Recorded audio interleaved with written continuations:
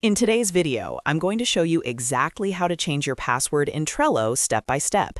If you're looking to improve your account security, update an old password, or just keep your Atlassian account safe, this is the complete guide you need. Trello passwords are managed through your Atlassian account, so I'll walk you through the entire process from your Trello dashboard, all the way to saving your new password successfully.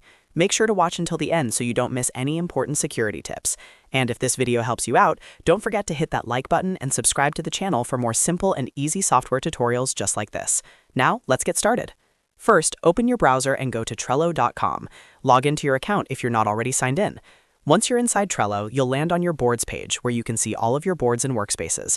From here, look at the top right corner of the screen. You'll see your profile icon or avatar. Go ahead and click on that profile icon. A drop-down menu will appear with several options related to your account. In this menu, click on Manage Account. This is important because Trello account settings are controlled through Atlassian, which is the parent company that manages Trello accounts and security settings. After clicking Manage Account, you'll be redirected to your Atlassian account settings page. On this page, look for the navigation menu where you'll see different sections like Profile, Privacy, and Security. Click on Security. This is where you can manage your password and other login-related settings.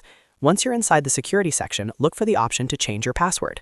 You'll see a field asking for your current password. Carefully type your existing password into the current password field. Make sure it's entered correctly to avoid any errors. Next, click into the new password field. Here, type the new password you want to use.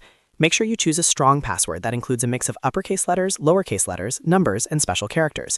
This helps keep your Trello and Atlassian accounts secure.